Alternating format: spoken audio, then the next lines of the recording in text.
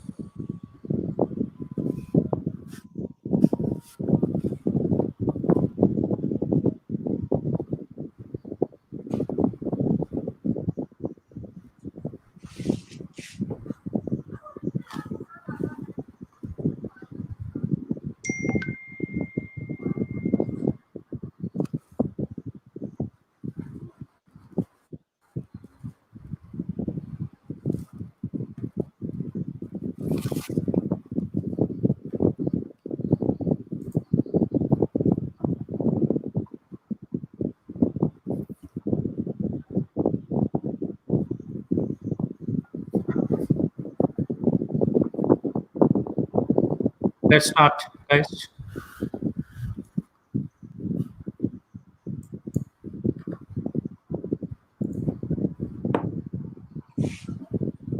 Hello. Hi, everyone. This is Niroshan Madampitige, an agile coach and a personal branding coach. Together with me, I have two, I would say, agile experts. At least they have a lot of experience working on agile in major organizations, multiple multinational teams. So with them, what we are going to discuss today is a very critical subject, particularly at this time, at a time where we work from home, at a time we emphasize on remote working. The topic is about high performing remote teams. It's all about the ways we can become high performing teams being remote.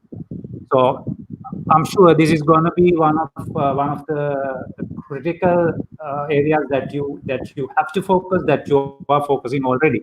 So let's get started. Let me introduce my two colleagues. First, Rumesh Vijayatunga, uh, and then I have Sandika Samarakon from Australia. Sandika, Rumesh, thanks for joining. It's my privilege to have you guys in this discussion. I'm sure what you're going to share with us today will shed some light in others' teamwork and their leadership journey. All right. So with that, let's give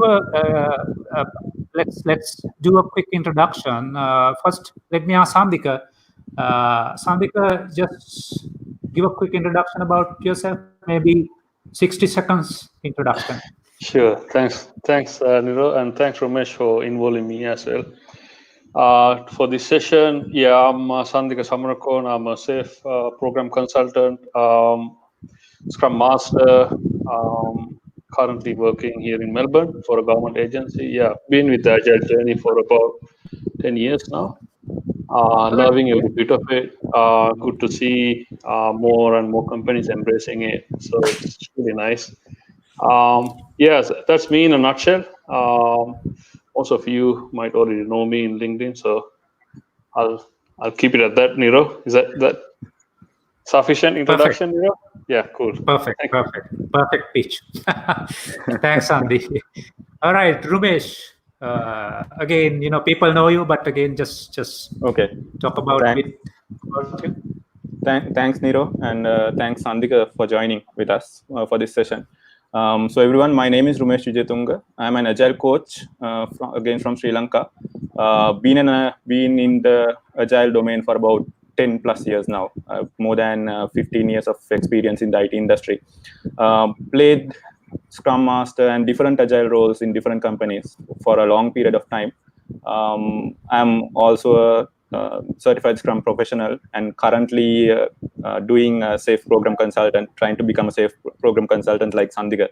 I'm also an agile coach at Wiley here in Sri Lanka, and do training and coaching with Niroshan and other agile coaches. So glad to be here today, giving you all some knowledge as well as sharing our experiences in terms of how we can make remote working better. Okay, so over to you, Niro. All right. Yeah, great. Thanks a lot for that. Now, okay, so since we talk about remote teams, since we talk about high performance in remote teams, we also would like to try out some of the practices that we recommend you to adopt in your work setting through this webinar, right? Now, being remote, now, for example, I haven't seen Sandika for ages, right? We have been virtual, but yet there's something magical between two of us, right? The moment we get to a call like this, even we can optimize the connection, right? Now, what I'm talking about is connection in twofold. One is the physical connection. Of course, impossible. Sandika is been in Australia, I'm in Sri Lanka, right? But there's another level of connection that goes beyond the physical connection, physical proximity. That is the mental connection, right? Now, being a remote team, one thing that you have to pay attention is that.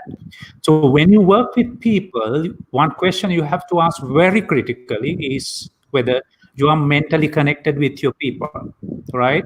Are these people, are your team members, colleagues are mentally connected, right? Now, that said, it doesn't matter whether you sit next to each other. If you're not mentally connected, that physical proximity is not going to do anything, right? We trust in co-location, but the co-location, it does not mean the physical connection itself, right? It's part of it, surely.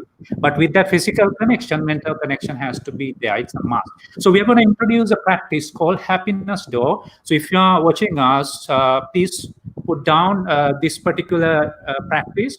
This is coming from Management 3.0, something that we coach the teams and organization on. The practice is called Happiness Door. So we are going to introduce this check-in activity for you to realize how to get started your connection, how to get started with your remote teams, right? So for conducting this, let me ask Rumesh. Rumesh, over to you. Lead us through this practice. Okay, so thank you, Niro.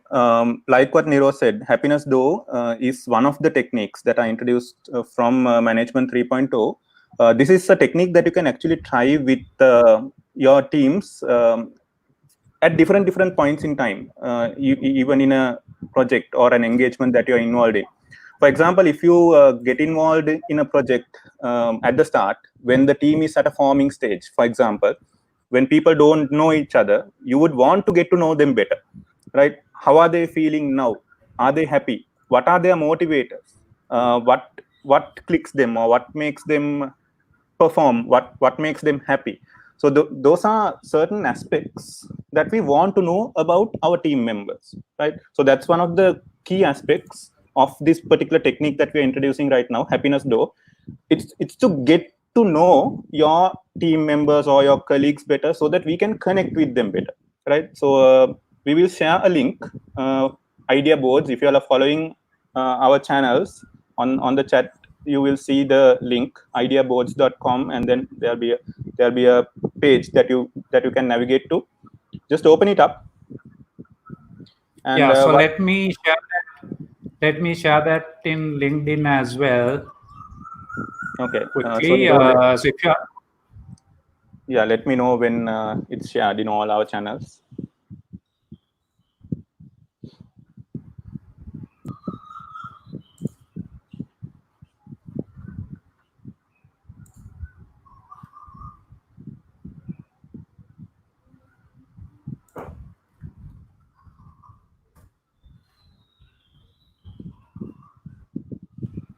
so you will see a link on YouTube feed as well as on LinkedIn feed. If you can get onto that, it's an idea board. It's a tool. The tool that we use is called ideaboards.com. So it's again another tool that you may use for such activities when you connect with your remote colleagues or colleagues who are remote.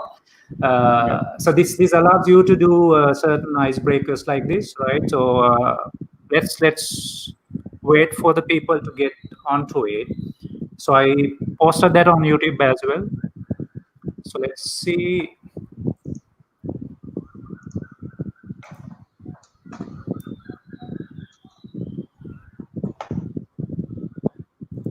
Okay, so let me share the screen.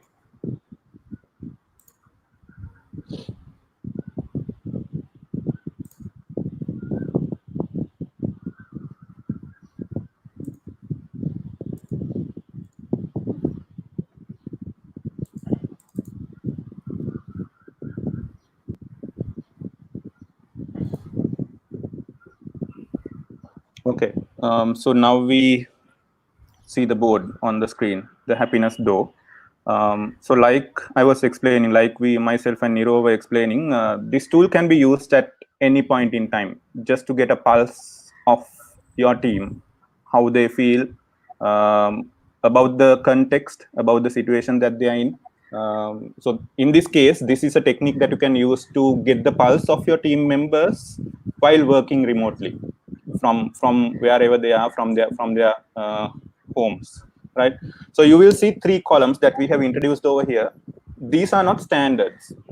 You all, as agile practitioners or agile team members, you all have the freedom of coming up with your own topics. So the 3 topics that we want you all to focus on today is to just let us know what is actually making you all happy right now, right? If you all are feeling happy, if you all know that you all are enjoying this moment, what actually has made you enjoy that moment? So list down some points. What are you excited about at this point in time? It might be about this session, it might be about something else. So what are those aspects which are exciting you? And then what has made you unhappy at this moment? What is making you unhappy? Might be the heat, might be not having access to other colleagues. So just list them down. We'll give you all 5 minutes, Niro. Yeah, We'll give you all 5 minutes. You all should be it's around able 5 to. minutes. Yeah. Okay. So we'll give you all 5 minutes. Just note down anything that you all want on this happiness board. So in the meantime, we will also participate this, Rumesh Sandhi. So if you can think yourself and then put down your thoughts there, we can actually demonstrate how exactly it works, right? Yeah, I mean, being new to this concept myself, Niro and Rumesh, one thing that I can think of is having the sense of belongingness as a team member itself is a winner. So the tool comes across as a winner, the first step itself, because you are being heard of as a team member if your leader is doing that or if your manager is doing that. So that's really good psychologically as well when you're isolated. Definitely.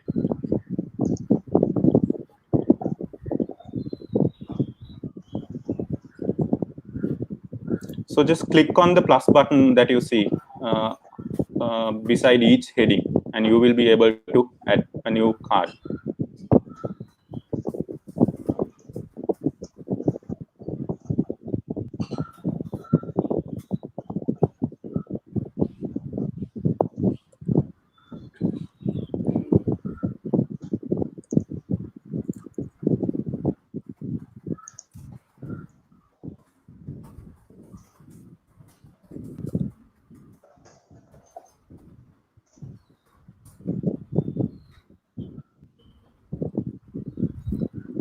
So we see the input is coming up, which is great.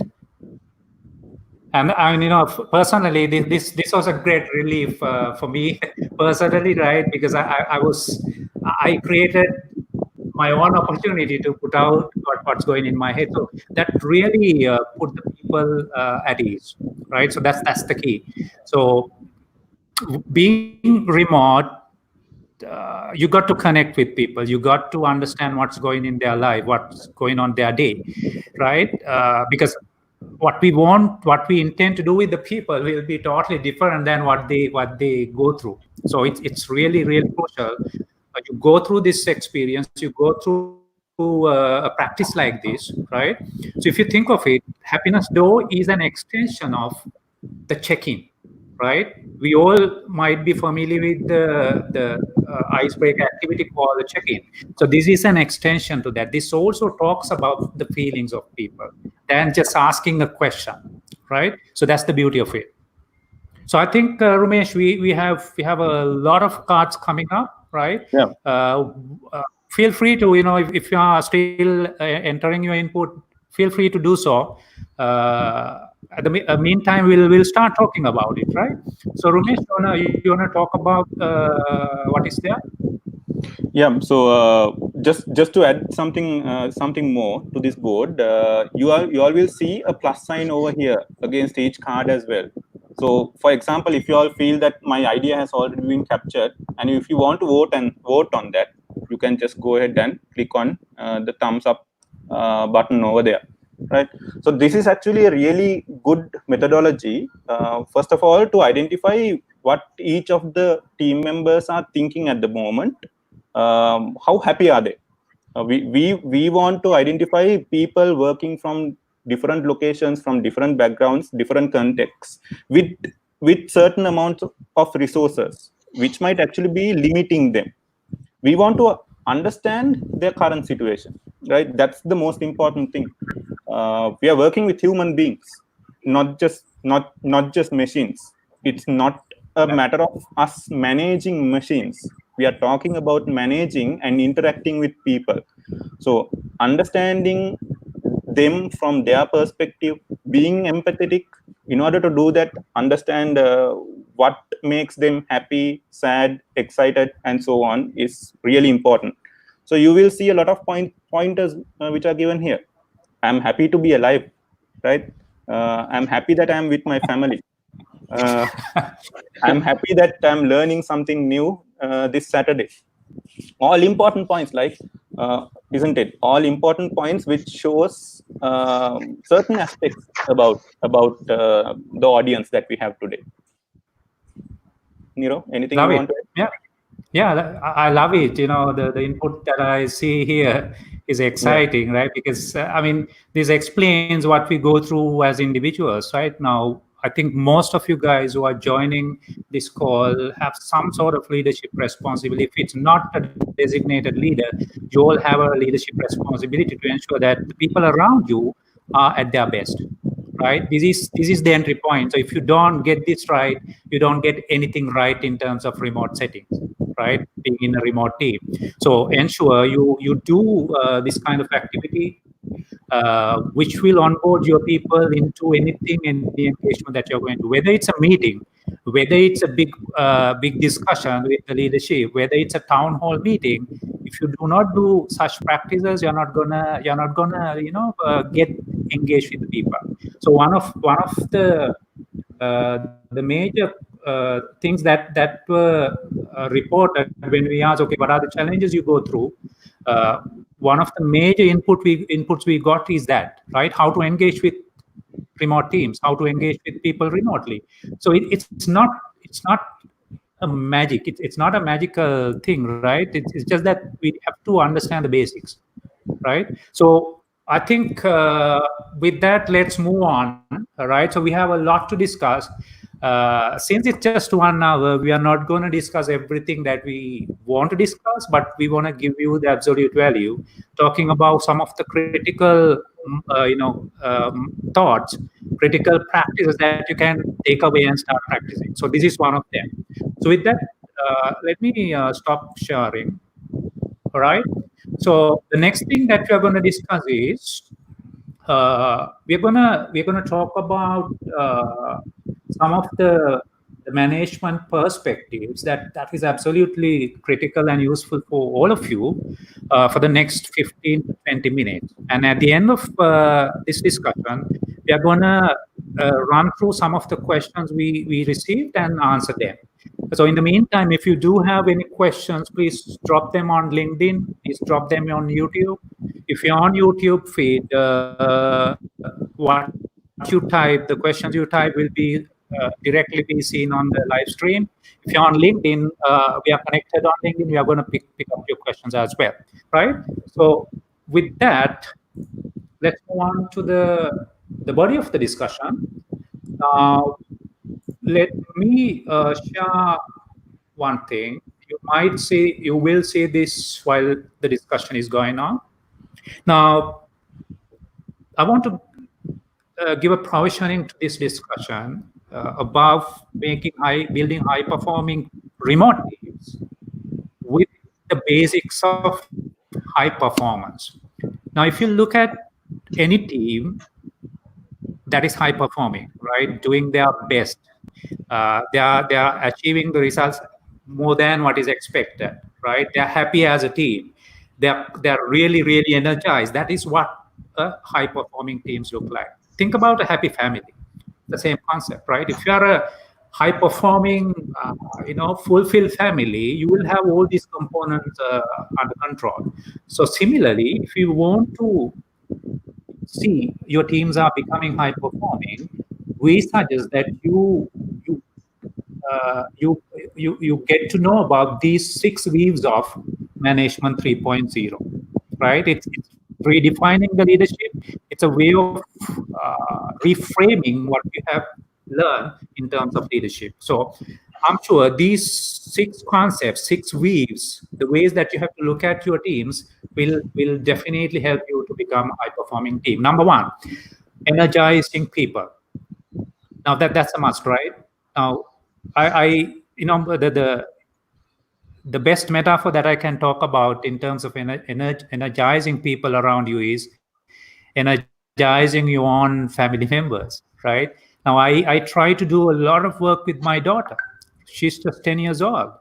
In doing so, one thing that I have to ensure is that she's at her best energy level, right? And it's not easy because what I foresee in her 10 years career life ahead, it's not seen by her, right? So I need to ensure that she's energized enough to do what she is to do. Example, right? When I had to convince her for keynote speaking, going into a big audience, it was challenging, right? It wasn't easy, but I had to find a way to energize her. So what is the drive? What is the reason why she should be agreeing to what I'm saying, right? It shouldn't be just agreeing sake of agreeing, right? So similarly, in your team setting, look for energizing activities, look for energizing practices, right? It's much more than getting the job done. Before you get there, think about how to energize your people and ask this question yourself. If you are a manager, if you are a leader, right? If you have any doubts, work on it. That's the only way you can actually think of high performance, particularly in this context, right? The second thought, maybe Sandhi, you wanna add something? How any thoughts around empowering people? Because it's a big topic in agile world. We talk about self-empowerment, right? But again, when it comes to our team, it's not just self-empowerment, right? It's empowering other people also. So we can't just assume that people will be self-empowered. So how could you empower your people as a leader?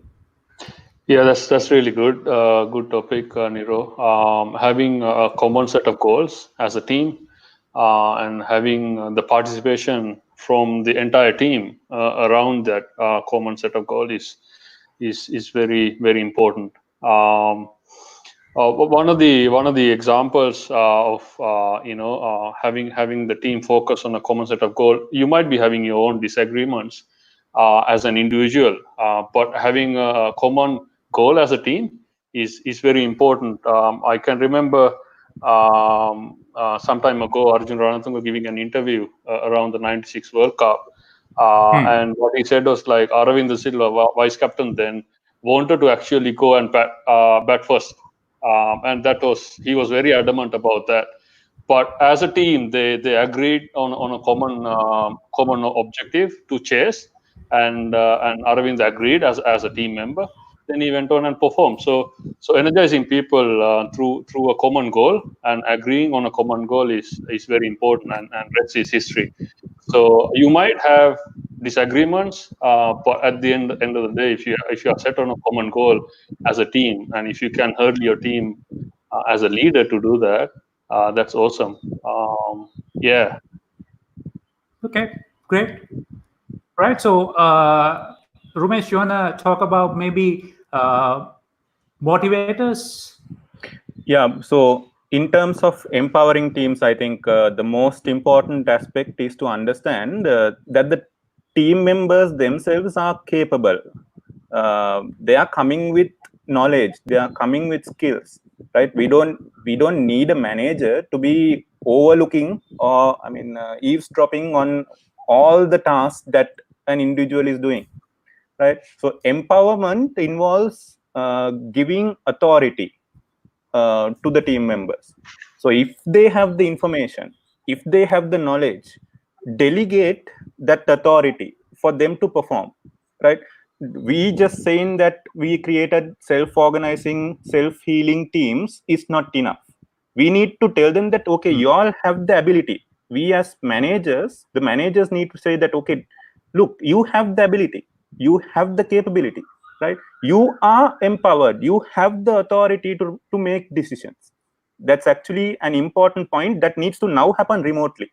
That's something that we need to look into now. How can we empower our team members to think and take decisions on their own? So in terms of empowerment, I think Niro, you wanted me to talk about motivational factors, right? Yes. Okay. So motivations, people can be motivated in different ways if you look at it, and at different points in time they will be motivated in different ways, right? It will depend on for example the stage of that person's career. Now if I'm a newcomer to the industry, I might be motivated from the type of work that I get to do. Do I get to do innovative work? Do I get to associate really interesting people? But when I go up the ladder, my motivational factors will differ because my context is changing now. Maybe money, that's a motivator, or the status, the power that I have. So we call them in management 3.0 intrinsic and extrinsic motivators. Intrinsic motivators are motivators that are coming from inside a person. Extrinsic motivational factors, factors from the outside world that can influence the motivation level of a person. I think as managers, the managers should be able to drive the people to look at their intrinsic motivators. The managers should set the extrinsic, what is in the external environment better. We call it making the system better. That's the responsibility of the manager. Whereas the team members need to be motivated. And I think motivation can move from time to time. Niro, you can touch upon that. Yeah. So great insights, Umesh. Now, from Management 3.0, the founder, Mr. Apollo, Jürgen Apollo, found that one of the things that we overlook as leadership management is paying attention on people's motivators, right? So he found that there are multiple things that people will be motivated on.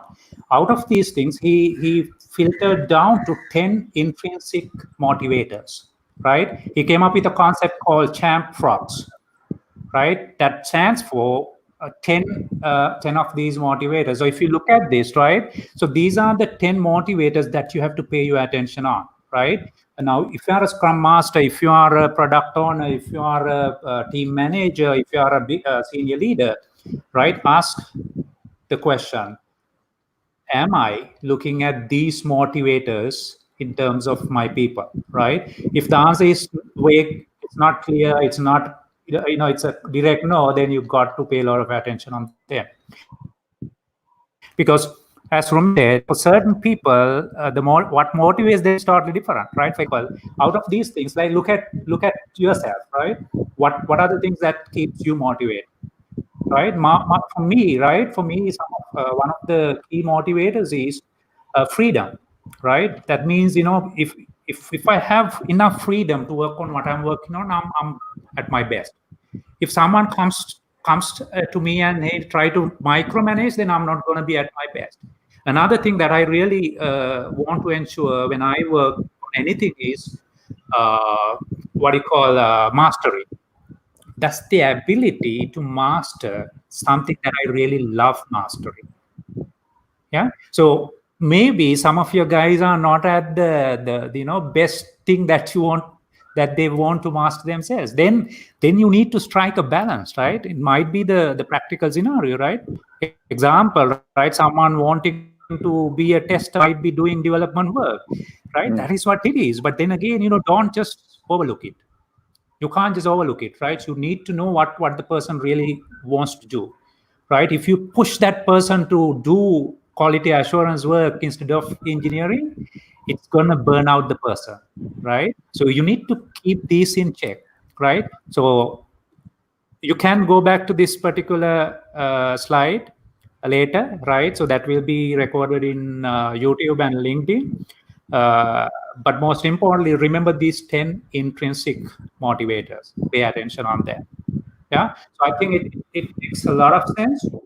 So with that, let's move on to the next. Niro, shall I just add on to something? If you can just put up that board again.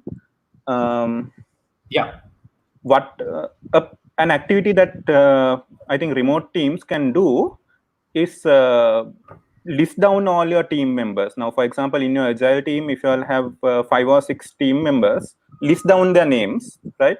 And then put these motivators, 10 intrinsic motivators as columns. And then ask the people to place. I mean, you can even create an avatar or ask them to upload their profile picture. Place that profile picture at the place they feel that now they are motivated at. What makes them motivated, right? We call this a motivation board. A motivation board. So you can actually create a sort of a motivation board, even online, digitally, using these 10 motivational factors. Perfect. I think that was missing. Thanks for bringing that insight, Ramesh. Yeah. Okay, so going back quickly, right? So we're going to run through these 6 weaves that we have to keep our eyes on, right? The third one is another critical thing. Think about this time, tough time. Align constraints. Now, you may have big goals, you may have big product roadmaps, you may have a big backlog that you have to complete. But the thing is this, right? If you don't focus on constraints, now in traditional project management world, right, we talk about 3 constraints, but the real constraints go much beyond that. It's not just scope, budget, and timeline. It's much more than that, right? It's all about the connection. It's all about the tools that you provide. It's above people's energy levels, all these distractions, right? And then as a management team, are you having the right tools, right practices, right infrastructure, right? In fact, internet connections, right? Now that's a big thing because it burns a lot of data, right? So if you are in a call for 1 hour, it burns about 3 to 4 GB of data. Now, are you paying attention on it? Are you just expecting your people to be online also on video, right, without providing them the facility, right, or facilitating it? So it's just one example. There are multiple more critical things that you have to tackle. So you got to pay attention on them. So list down the constraints, list down your limitations, right? Discuss those things with the people, right? Don't make it one way. That's one of the mistakes that I see in a lot of teams, right? And I tend to get there. when I lead a team, I can easily do that because I tend to think that I'm accountable for that, right? And also I have authority to do so. Yes, that is true. But then again, the question I have to ask myself is it the right way I'm leading this, right? Do I listen to people? Do I get their opinion? Do I brainstorm? All that matters. So that's the third one. The fourth one is developing competence. Now, there's no way any team can become a high-performing team if they are not competent enough, right? Particularly, even when I coach undergraduates, even my own brother, one thing that I emphasize is that cross-functional skills, cross skills. I'm not going to do this, right, if I'm not mastering various other areas of competency. Just because I'm a agile coach, I'm an agile coach, right? There'll be many agile coaches who are not doing what I'm doing. That's because they may not have the skill set that I have, right? Now, again, working in a remote team, you need to think about the context. You need to think about your end goals, keeping the end goals in mind.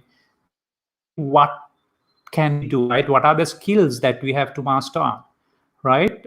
Example, you being a developer, don't just think that your job is to just code. It's not going to work, right? You definitely have to have some other skills. So keeping a check on that, ensuring that your people are competent to do what they are supposed to do is a key aspect, right? So we have skill metrics, we have training programs, but it's doubtable whether we approach it the right way. Just sending a person to a training doesn't ensure that the person comes out with the wisdom that the person needs. Yeah. So Sandhi, Rumesh, you want to add anything quickly? I think, Niro, you're touching on becoming T-shaped as an individual, going far, Absolutely. and go in depth with one set of skills. This is very important in these challenging times. There are a lot of, fortunately in Sri Lanka, I'm not here in this part, rest of the world, we have a lot of people losing their jobs as of now. So coming back and say, myself as a Scrum Master losing my job now and then coming back, at the end of this pandemic, I might not be able to position myself as a Scrum Master. So what am I going to look at? What else can I do to keep myself occupied and also keep continuing? So yeah, this is the right time actually to invest on your skills, challenge yourself, learn something new. You might not master it, but you might have sufficient skills at the end of it to be confident, to take something new. So individually, I think every one of us have that responsibility to make ourselves available first, and then go through that experience and lead us more than ever, given where we are. So it's very important. Yeah. Yeah. Okay. Great point. Rumesh, I'll keep your thoughts on the next point. Sure. Yeah. So, what Sandika, just recon what Sandika said, that is where I'm actually, I started working on personal branding, right? Sometimes it's more than just learning something. It's also advertising yourself. It's also letting the world know what you are capable of. We as a community lack on that. Right. So when I go to the university, this is what I talk about. I don't talk a lot on agile strategies, but I talk how to position yourself, how to figure out the right skill set for you. Right. Do that. Yeah. So as Sandika said, the next day you might be without a job. Then what are you going to do? Right. Now, for me, right, if I'm competent on something else, I can actually emphasize on it. Right. For example, that's something I always advocate. Right. So that's why I'm on quite a few areas, like lecturing example, right? If something happens, that's one area I can generate earnings, right? That's why I actually live a bare minimal life. Yeah. So that is important. And it's more than that, when you think of a team, for you to survive, you need more than one skill set, right? It's not going to be just coding, guys. It's not just whatever your expertise domain, it has to be something beyond that. So even communication skills, your PR skills, all that matters. So keep checking on it. ask yourself, what are the skills that I have to work on in order for me to optimize my value? That's the answer to that. So as managers, you can facilitate that. That's what we are saying here, right? The next one is growth structure. This is another overlooked area in most of the agile teams, right? We tend to believe that flat structure solve all the problems we have on earth. So Rumesh, I wanna hear what you have to say on this. Yeah. So first of all, now with Agile, we are talking about moving from hierarchical structures into flat structures, right? And we talk about managers. We talk about reducing the number of managers and giving management capabilities to team members, right? We get the team members themselves to identify the tasks that they need to do, and then organize themselves and come up with all the strategies that they need to perform, right? That alone is not enough. Now, what we need to consider is this. Now, this is especially important, I think, in today's world when working remotely. We need to consider the entire ecosystem maybe as a city and how a city works, right? Not just looking at this as a team or a company or an organization. Just look at how our cities work, how Colombo or Melbourne or whatever city that we are in, how each of these cities work. People themselves understand what they need to do. This is like a roundabout that we are creating. Now, a roundabout with proper directions on how to navigate that roundabout will actually make sure that the people, it's not like a traffic light or a policeman controlling the traffic. It's the roundabout will tell the people, okay, this is when I need to move, this is the route that I need to take to navigate, and then go along the path that I want to take, right? So in terms of creating a growth structure, it's up to the management, first of all, to empower. We saw the importance of empowerment. And then I think what is important is to create that ecosystem, whole ecosystem in terms of communication, collaboration, learning, continuous learning, all those aspects. Put all those subsystems in place so that the team members can thrive. So I think that's all to do with growing the entire structure or the system. Yeah, thanks, Ramesh.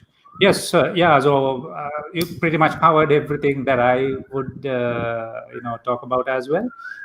So the final message is having the right structure that enhance the communication, engagement, and energy level of your team is what we are talking about. So don't just stick to what's given to you, right? Challenge that the system. So you got to it should be a daily discussion for me, right? The structure we have, is it self-sustaining? Is it sufficient enough? Is it kind of draining the people away? If the answer is a negative one, you've got to do something about it, right? So being a leader, I think that's your challenge. That's where you have to have courage to do so, right? Challenge what is there, right? Most of the time we are happy with what is given to us. We never challenge that, right? Niro, just one thing to add there. On the business agility or organization agility, there's a concept called dual operating system.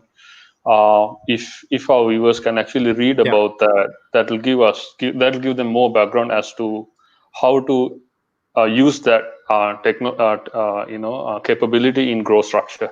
So you can go to Google and search for the dual operating system. It comes under business agility. It's a concept from Kotler that actually explain how you can have multiple structures in an organization to perform better. So it's really good concept. That's really important. Great. Love it. Thanks, Andy. Okay, so with that, let's move on to the next point. So we are running a bit over time, but let's try to catch up. So we quickly finish the last point, improve everything. So this is coming from lean thinking as well. So it's like, if you want to look really, really good, just brushing your teeth itself won't be enough. Right? So it's a lot of other things. So the example just came into my mind, so I thought of mentioning it, right? So it's the whole system, right? Fixing one department will not fix your problems. Fixing one problem will not fix everything. So it's the whole system. So we talk about value streams. Now, think about your experience being a customer, calling a customer, call center, right? Wanting to get something done. It's your experience is from the time you decide to give a call up to the point you get the matter sorted. Everything happens in that value stream is important. So any guy who is trying to answer you messing it up will mess up your total value proposition. You're going to have a frustration. You're going to be frustrated about the whole experience, right? Same thing. So becoming a high-performing team does not happen just working on team dynamics itself. That is a key aspect, right? But then as an organization, are we tackling down the things effectively is the real question you have to ask. You need to have clear transparency around everything that happens in your organization, right? So if you want to do that, you can use value stream mapping, right? Value stream mapping is a technique that allows you to get the right visibility above your production work, end to end, from start to the end, right? Then differentiate the value-adding activities and non-value-adding activities. Now, this is applicable to anything, even this meeting, right? If we reflect at the end of it, if we try to reflect back and ask ourselves, hey, how did the meeting go? How did the webinar go, right? Then we can figure out a lot of things that we did really well. Also, a few things that we did not do well. It's always the case, right? Then the next webinar got to focus on that experience, right? So the message that you want to give is improve everything, not just one thing. Improve the whole system, not just one narrowed down, one filtered department or area. All right. So with that, let's move on to the next topic. That's actually the key. So we'll have a few minutes to answer the questions after this. So we are also tackling down some of the questions that we received through these discussions. Example, the engagement, the communication, keeping the teams at their best energy level, etc. Right. So particularly from Management 3.0 perspective, we have 5 advices for you if you want to focus on your remote teams, right? Particularly if you want to, whether it's remote or in person, all 5 practices apply. But the third one is particularly for remote teams. We'll talk about it, right? So the first one is your goals. As a team, just ask this now. This is the checkup you have to do, right? So you go and ask one guy, hey, what do you think we are trying to achieve as a team? I would guarantee that the answer is hilarious or it's just silence, right? So the point is this, we don't talk about this loud, right? That's a guaranteed way to fail. So you need to make that visible, make it your top priority. Every day you got to see it as a team, as an individual, right? Think about your personal self, right? So if you are doing great, actually, that's something happening in your life. Every day as you get up, you know what you are to do, right? You're not going to question yourself as you get away, what I'm going to do now, right? So then, of course, that's a way of operating. But if that's what you're doing, you're not going to be the most effective person. Same way, teams won't be effective if they don't know what they are doing and where we are heading. Yeah. The next one is working agreements. Ramesh, you wanna quickly touch base on that? Yeah, I think this again is especially important when it comes to remote work. I mean, have a set of guidelines for the team. In terms of the way we are going to work, in terms of the way we are going to manage our work, plan our work, and manage our work, in terms of how we are going to communicate. For example, a working agreement in terms of when we are going to meet, at what time we are going to meet, using which particular medium. For example, if we are using Zoom, are we going to keep the video on? We need to keep the video on, especially in remote teams, right? All those are again part of working agreements, right? It's all to do with agreements related to communication, as well as collaboration in terms of managing the work. Okay, great. Yeah. So great points again, Ramesh. Now we have a question from Amit Amarsingh, which is very much connected to this. So let me just read out the question. Amita, thanks for your compliments. Amita says, great discussion, guys. Very interesting. One question from him. Sometimes dealing with disagreements within a team involves the leader having to listen to the team and adjust accordingly. How can a leader know when he is wrong? Which is a great question. Now, Amit, thanks for the question. It's a tricky but a great question, right? Now, I think the key is also this point, right? Working agreements. Now, working agreements it's ongoing thing. It's a live discussion, right? So, what I would suggest personally to tackle that is do something called feedback wrap, right? This is a practice coming from Management 3.0. We can sync up, right? We connected very recently, so we can definitely sync up. Feedback wrap is a technique introduced particularly in Management 3.0, which allows you to be comfortable with such disagreements, right? So in dealing with such disagreements, key to success is your ability to navigate through it, then just challenge the disagreement. So every challenge is an opportunity to pitch, opportunity to influence as well, right? So I'm sure you are a leader in this space. You're pretty much familiar with what I'm talking about. So if I just talk about few techniques, one is feedback wrap, right? Then also check out at the end of it, get people to just express their feelings, right? Because I mean, during the discussion, a lot of things can happen, right? At the end of it, also just have that checked in, right? Ask the questions, very specific questions, right? How do you feel about the whole discussion, right? And when that question is asked, people got to say what they feel, right? If they don't do it, then that's their problem. But you have asked that problem. So creating that transparency, letting people to freely communicate is key, I think. Yeah. Ramesh, Sandhi, you want to quickly touch? I think what you mentioned, Niro, over there is reflexive feedback. Reflexive. Not just the leader giving feedback to the team members, but the leader also listening to what the team members are saying. The leader or the manager can learn a lot. So good that you mentioned about the feedback wrap. So it talks about 5 steps someone can follow in terms of giving and receiving feedback, right? Understanding the situation, understanding the context, getting more information about the context, like that. It guides you through a process in terms of giving feedback. I think that will help. In answering Amita's question in terms of how do you understand you are now wrong, you will get that feedback instantly. Now in Agile, we are talking about constant feedback, isn't it? Get constant feedback loop, getting feedback as soon as possible. So I think that answers the question very well. I think, Niro, you touched upon a great point. Correct. Yeah. So again, since it's a really good area to talk about, just one real-time example, right? Sometime back, there was a major conflict between one of my clients and the team. The complaint came as saying, "Hey, we can't work anymore with this team. These guys are not productive at all."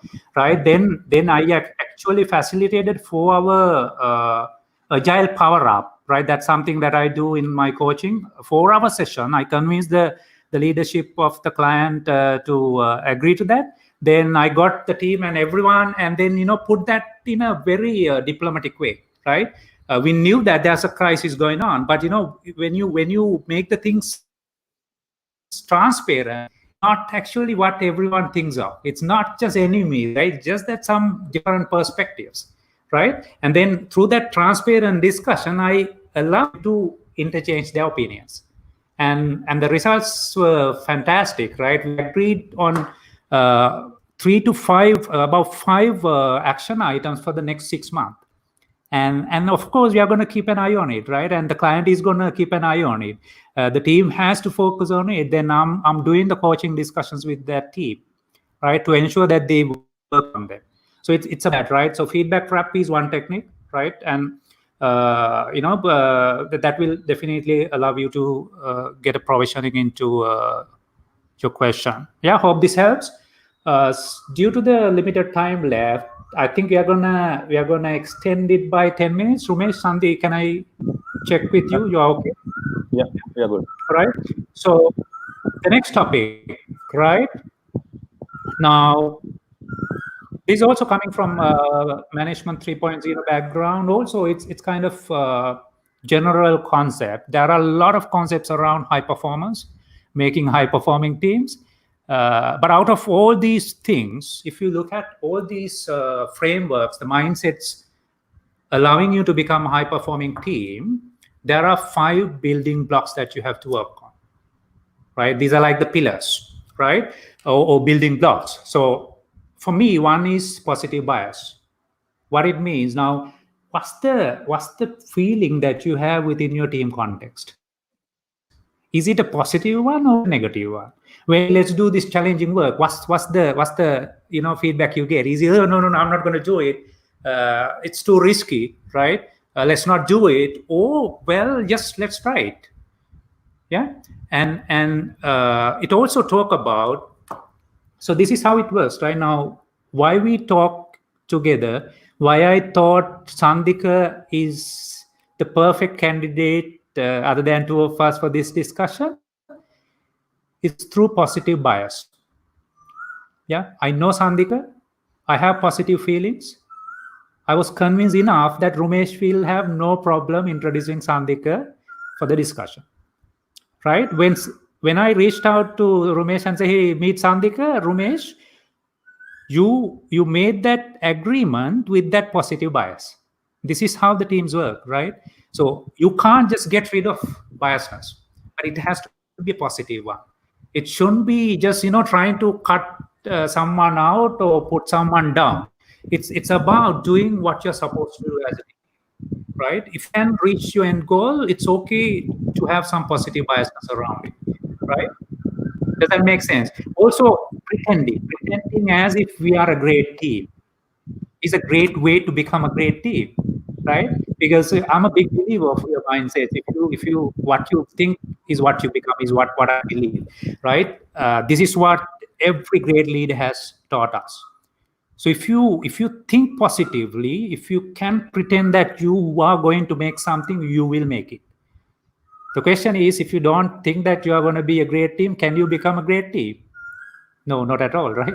How can that be possible? You're not thinking even that you can be a great team. So that's the key, right? So when I wanted to be a keynote speaker, I wasn't a keynote speaker, right? When I wanted to be an agile coach, I wasn't an agile coach. Maybe I was Scrum mastering, but then I pretended as if I'm an agile coach. If I'm an agile coach, what do I do? Is the question that I have to ask myself. So this basically creates a great environment for you to work with your people, right? Everyone pretends that, hey, we are a great team, right? Do that until you hit a dead end, right? And then learn the lesson, right? Think about what you can do as a team together. So any quick tips, guys, from you guys? One small thing from me, maybe, I think it's more to do with tapping into the personalities of people, especially nowadays in terms of remote teams. We need to understand the personality of each of these team members to create that positive vibe, right?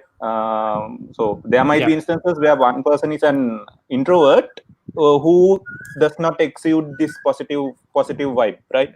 Now, I think there's an activity that we can do for this as well. Creating a personality map. Creating a personality map. Personal map in terms of management 3.0 again. Get your teams to pair up with each other, two members at a time. Even do it remotely. First of all, ask each individual to write a bit about them, about their home, what motivates them, and so on, and then get together, explain that to the other team member, call them in again. You as the Scrum Master, call everyone in again and ask them to explain the personality that you learned with the by talking to the other person. Personal map. Yes. So that's definitely going to help. So you can just search, right? So it's a mind mapping technique where you put your name in middle of a paper and then draw circles or any other shape, just put down the areas that you are really excited about, right? Your hobbies, your goals, your passion, all that. Then you try to understand what exactly you are. So this will allow you to elaborate what you are as a person. Then give it to other people, right, Ramesh? Right? So let others explain you, elaborate about yourself, personality. Exactly. This allows them to understand better version of you. Definitely a lot of things that they don't know, right? So that's that positive bias. So it's important, work on it, right? Then the next is freedom. Freedom is being able to, it's another bias, positive bias that must be there. People need to be safe psychologically, right? Think about three of us. If anyone of has any concern about mentioning anything that you want to mention, we are not going to mention it, right? Think about your team meetings, right? Think about your retrospective meetings. What's the biggest complaint? People don't talk, right? Did you ask why? Probably this, right? If you are sounding too bossy, right, the people are not going to give critical feedback. And this is my lesson. Me being very strong in constructive feedback, even most of the leaders don't like to listen to constructive feedback. So that environment is not within us. You got to create it, right? So if you are a leader, if you are a manager, you got to enable that environment, right? Don't just say, hey, feel free to discuss anything. The people, that's not real freedom that you're giving. You have to let people feel it. If people don't feel it, they're not going to challenge it. Now, this is again a metaphor, right? Now, when I work with my daughter, I end that with her, right? Otherwise, she's not going to give me any constructive feedback. And I, in fact, correct my pronunciation through her. Her pronunciation is much better than mine. So, it's not about the seniority. It's not about your role. It's not about your designation. It's about creating an environment where you can exchange your ideas and knowledge. Yeah. The third one is self-awareness. Key to success.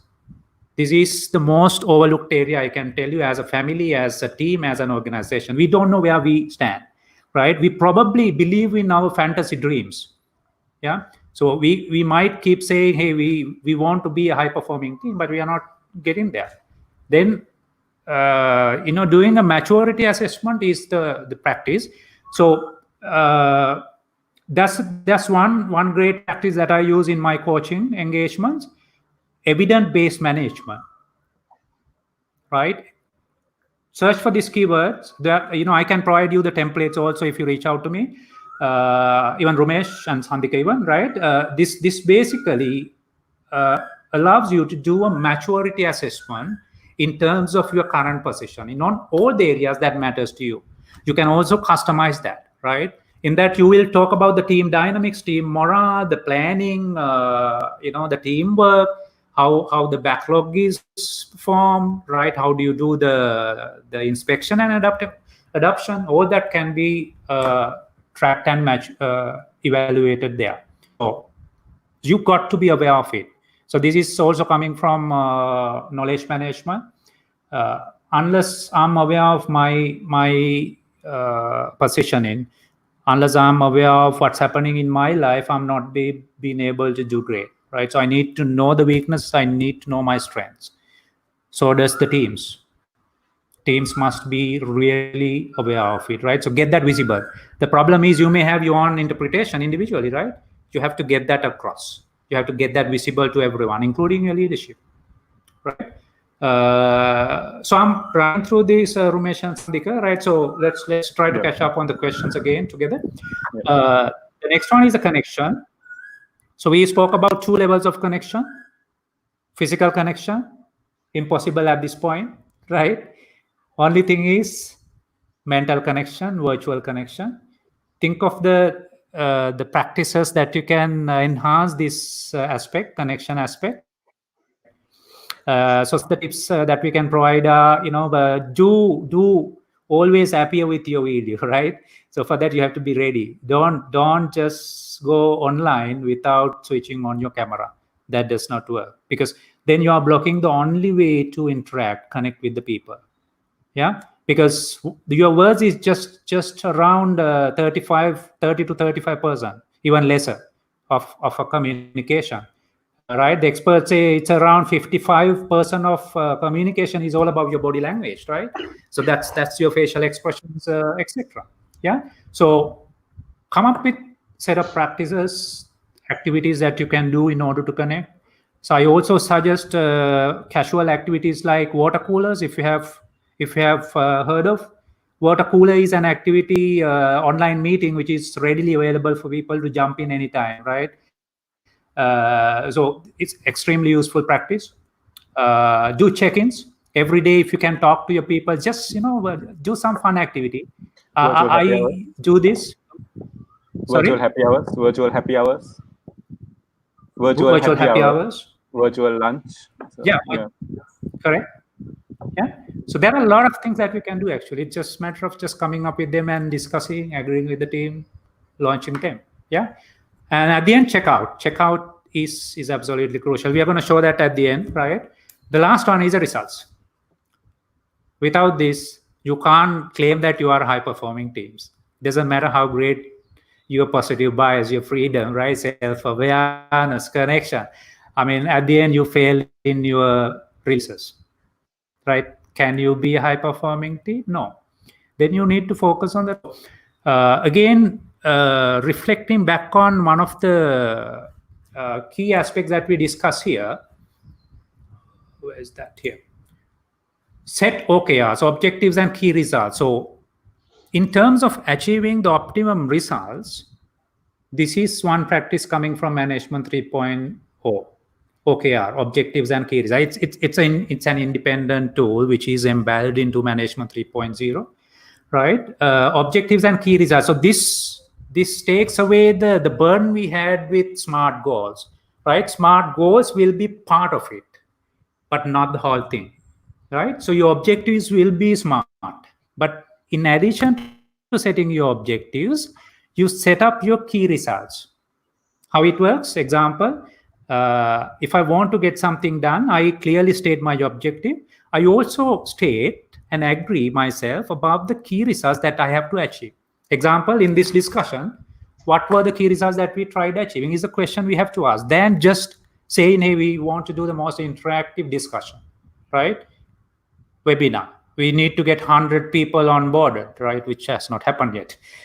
But the key result. So that could be a key result actually, right? So if you want to, go and progress on it, we may set a target like that. Certain results that we want to achieve during the discussion are the key results. So if you want to achieve them, you haven't achieved your goal.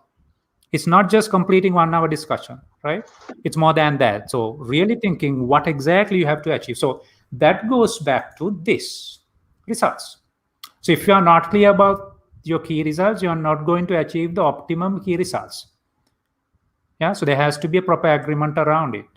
Got it? So I think these tips are kind of high level, but I think we wanted to give some sort of insight onto it, helping you to grasp these ideas, go back, do a bit of research, also get back to us for further coaching. We do provide coaching on this.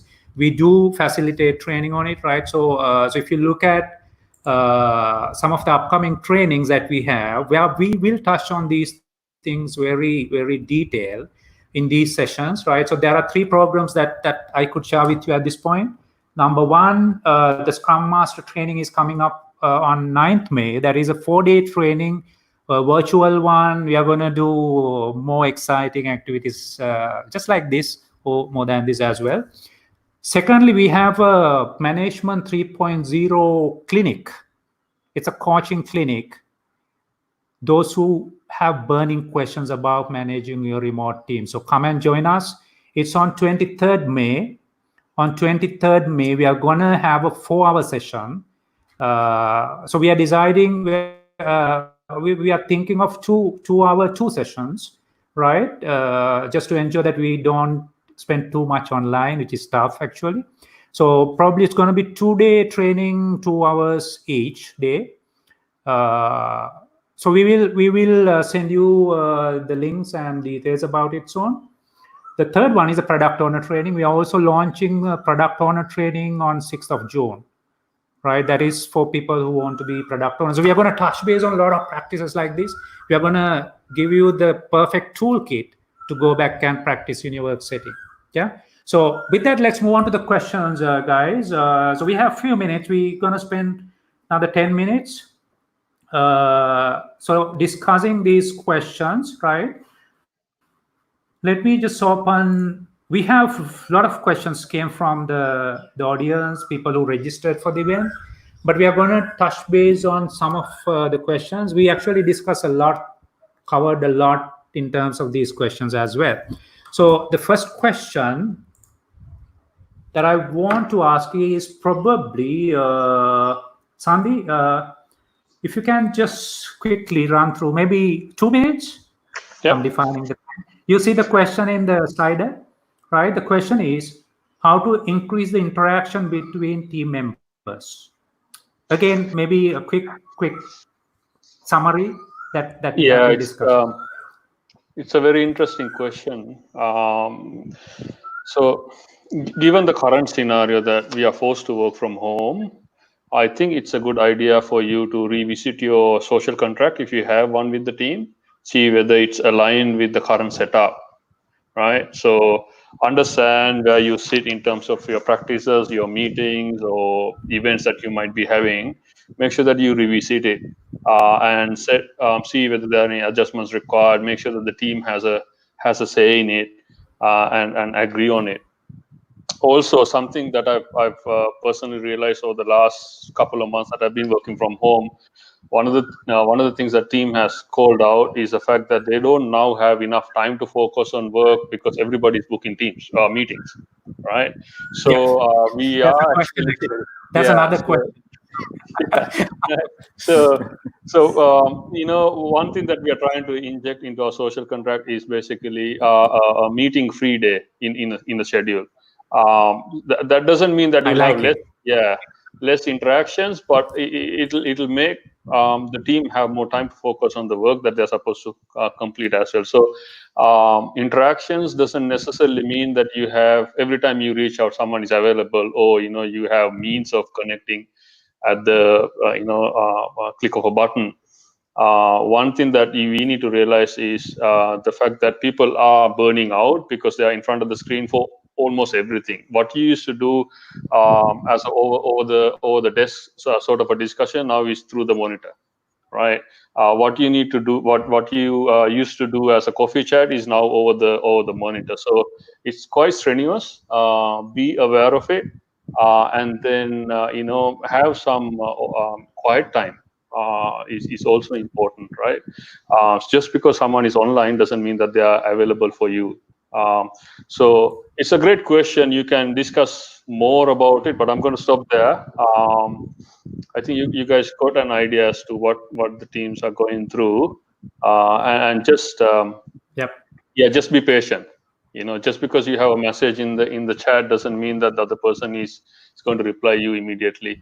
Stop pestering, because you'll create some perception around yourself with regards to your impatience. That's basically it. So does that answer the question, Niro? I'm not. Yes, surely. So I picked one great tip: meeting free day per week is great. Yeah. So I just typed that in the chat feature as well. People can grab it from there. So great stuff. I think it's not just about increasing the number of interactions, isn't it? It's making sure that the little interactions that we have are of high quality. Yes, 100%. Yeah, absolutely. Yeah. So even being Management 3.0 passionate people, right? So we believe in better management than more managers, right? Intention is not to increase the number of managers, but to improve the way you manage. Yeah. So it goes back to this. So every meeting has to have a goal, right? Every meeting has to have a validated set of audience. That means the question is, do I have to be there? Ask that question from the team, right? Tell them, whether they are required or not. Don't expect everyone to just come and just, listen to you. It's going to be a disaster, right? Best way to kill your productivity and time. Yeah? So with that, let's One move on to more the tip, next. Niro. One more tip. If you Yeah. used to have 1 hour sessions previously, maybe try doing it for 50 minutes now. See how it goes. That's something that we would practice just to give the 10 minutes back, so that it becomes a practice along the way. Yes, that's another suggestion. Okay. Yeah. I like everything that you say, Sandeep. It's my lucky day, I guess. Okay, so the next question, I'm gonna time box this to, at least now, right? 6 more minutes. We are gonna conclude this discussion. Probably the last question, Rumesh. This is something that we did not discuss loud in this discussion. Not sure who asked that, but let me phrase the question. How to set up good KPI in motivating members as working in remote teams, right? So let me get that on screen. Okay. I have few inputs.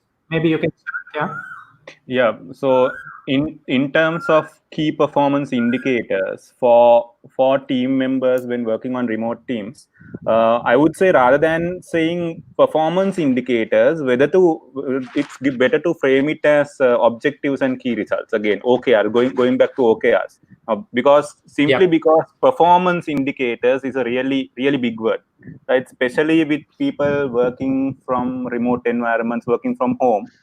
We need to factor in certain considerations like, again, do they have a proper place to sit at home to do their work, right? Do they have a proper internet connection? Are they actually facing a real lockdown situation? They don't have access to anything, right? These can actually have an impact on their mental state, which can impact their performance, right? So rather than saying performance, I would first of all rephrase it as a measurement of productivity, maybe productivity in terms of meeting the objectives and the results that we have set out for, first of all, right? Then, like what Sandika said, I think productivity now also changes. I mean, productivity for us now can be, okay, we have planned for a meeting for 1 hour. Are we able to achieve all the objectives that we have set out for? Maybe finish it within 50 minutes. Like that's a really good idea. And have we come up with action items? Have we come up with action items which we can take forward and work on? Right.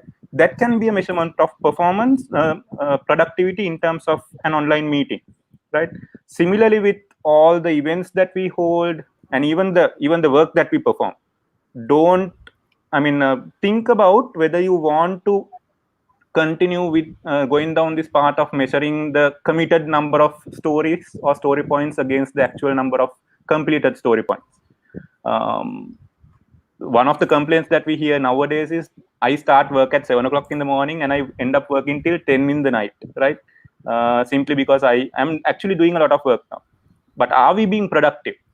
If we are actually producing the desired output, right? It doesn't matter whether we are hitting the story point value or not. As long as we are achieving the team's objectives, the sprint goal, I think that's productivity. So we need to think about redefining our productivity objectives during this remote working environment. Perfect.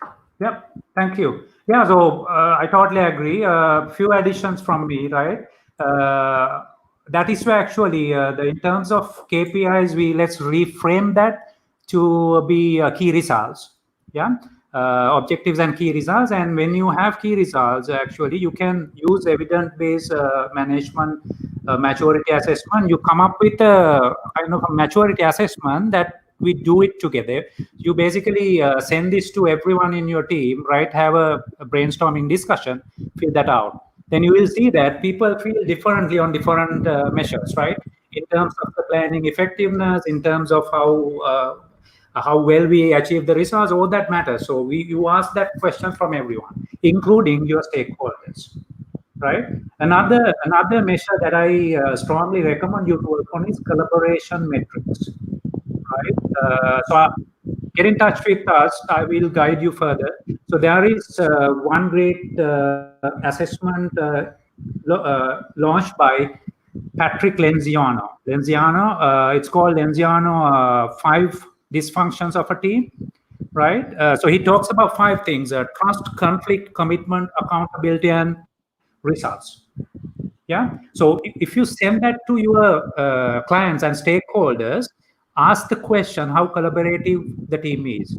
Ask the team how collaborative are we, right? That's another measure. So if you have the optimum collaboration, you have an optimum performing team. Yeah, I think these are some of the ideas that we can think of at this point. So with that, we are going to conclude our discussion, and this is going to be the check-in. We have just 1 to 2 minutes, guys. Ramesh, you have anything to add? No, we are good. I think we are good. Yeah. So, question to all of you watching us: we extended it by 20 minutes, which is I think not so fair, but I think it's a valuable discussion. So, the checkout activity that we propose is, please put down your top learning. What is your top learning for the day? So we will share the learning later with you, right, through social media. So I'm going to put that link into the channel, the comment. So you log on to the ideas board, ideaboards.com board. If you can just tell us your top learning, what did you learn as a top learning today? That will give us some indication how the discussion was. Was it really exciting, really valuable for you, right? With that, for me personally, the discussion was great. We managed to touch on a lot of things that you can actually go and adapt, right? The idea was to give you an entry point, then a detailed coaching session, of course, within the 1 hour, right? At least to let you know, educate you on some of the thinking concepts available coming from Management 3.0 and also from other frameworks that can really help you, right? So I'm sure this was helping you. With that, Ramesh, you wanna just tell your top learning? Top learning was an important point which Sandika mentioned actually. Have a day where you don't have any meetings, right? Finish your meetings as soon as possible so that you can give time back to the team. That is important right now, right? So that's actually my top learning. Something that I'm now will try to practice at my organization as well. So really good stuff, Sandika. Thanks for that. Perfect. Yeah, that was new to me as well. Thanks for that, Sandy. Yeah. Something I learned from the Sandy, team. so what was your learning? The happiness though, I love it. It's something that we should practice more often within the agile space. Just leave it there for the week or for the day and see what comes out. Obviously, you'll contextualize it depending on the situation and the scenario that you're going through. But I think it's the voice heard is really good. So.